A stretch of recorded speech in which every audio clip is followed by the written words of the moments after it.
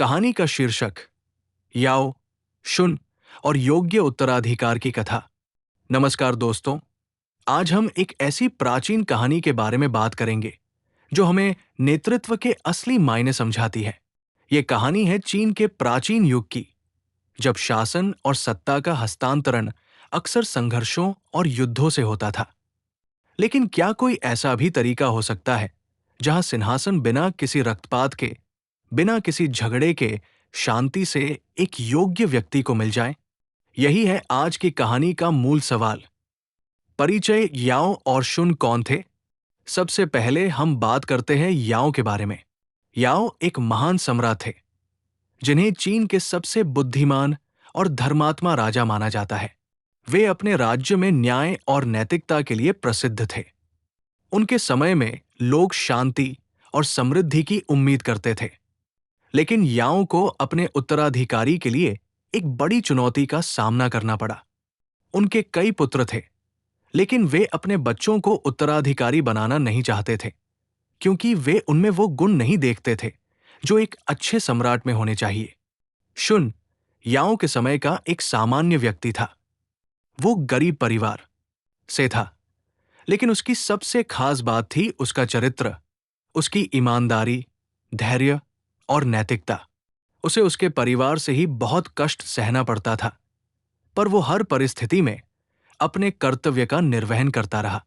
याओ ने शुन की ये खूबियां देखी और सोचा कि शायद यही वो योग्य शख्स है जो राज्य की बागडोर संभाल सकता है।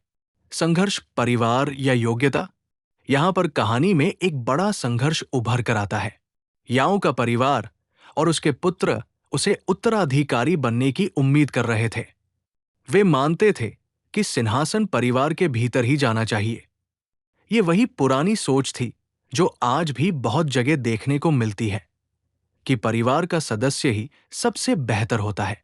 लेकिन याओ का मानना था कि नेतृत्व केवल खून का रिश्ता नहीं होता, बल्कि गुण और योग्यता का भी होना जरूरी है। याओ ने अपने पुत्रों को कई बार परीक्षा में डाला, लेकिन वे सभी असफल रहे। वहीं दूसरी ओर शुन ने हर परीक्षा में अपनी ईमानदारी और धैर्य से सबको चकित कर दिया। याओ ने अंततः निर्णय लिया कि वो शुन को अपना उत्तराधिकारी बनाएगा, क्योंकि वह जानता था कि देश का नेतृत्व केवल संबंधों से नहीं, बल्कि चरित्र और योग्यता से होता है। मोड़, शुन की चयन प्रक्रिया। शुन को चुनने की प्रक्रिया भी बहुत रोचक है। याओ ने शुन को कई कठिनाइयों से गुजरना पड़ा। शुन ने न केवल अपने परिवार की दुर्दशा सहन की, बल्कि याओ द्वारा दी गई कई जिम्मेदारियों को निभाने में भी अपनी काबिलियत दिखाई। उसने लोगों का भरोसा जीता और अपने चरित्र से साबित किया कि वह नेतृत्व के लिए योग्य है। यहां कहानी हमें एक बड़ा सबक देती है। नेतृत्व केवल सत्ता का स्वामित्व नहीं होता, बल्कि ये एक सेवा है। शुन ने अपने जीवन में यही सिद्ध किया कि एक अच्छा नेता वही होता है जो अपने लोगों की भलाई के लिए काम करता है, न कि केवल अपने स्वार्थ के लिए। नैतिक शिक्षा, नेतृत्व है सेवा। इस कहानी से हमें ये सीख मिलती है कि नेतृत्व का असली मतलब है जिम्मेदारी लेना और अपने लोगों की भलाई के लिए काम करना। खून का रिश्ता या परिवार का होना जरूरी नहीं कि कोई बेहतर नेता हो। कभी कभी एक सामान्य व्यक्ति में वे गुण होते हैं जो एक महान नेता बनाते हैं। आज के समय में भी ये बात बेहद महत्वपूर्ण है। चाहे देश का नेतृत्व हो, संस्था का प्रबंधन हो या परिवार की जिम्मेदारी, हमें हमेशा योग्यता और चरित्र को प्राथमिकता देनी चाहिए। ये कहानी हमें याद दिलाती है कि सही नेतृत्व से समाज में शांति, समृद्धि और न्याय स्थापित होता है। व्यावहारिक उदाहरण। वास्तविक जीवन में भी हमें कई ऐसे उदाहरण मिलते हैं जहां परिवार के बजाय योग्यता को महत्व दिया गया।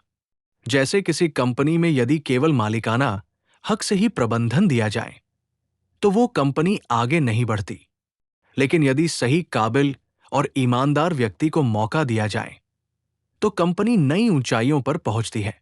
इसी तरह से देशों का नेतृत्व भी योग्यता और चरित्र के आधार पर होना चाहिए, न कि केवल वंशानुगत पदों पर। तो दोस्तों, इस कहानी से हमें यह समझना चाहिए कि सिंहासन का हस्तांतरण केवल खून खराबे से नहीं होता, बल्कि सही गुणों और नैतिकता से होता है। याओ और शुन की ये कथा सदियों से हमें यही संदेश देती रही है कि नेतृत्व एक सेवा है, एक जिम्मेदारी है, और इसे सही व्यक्ति को सौंपना समाज की भलाई के लिए आवश्यक है। धन्यवाद।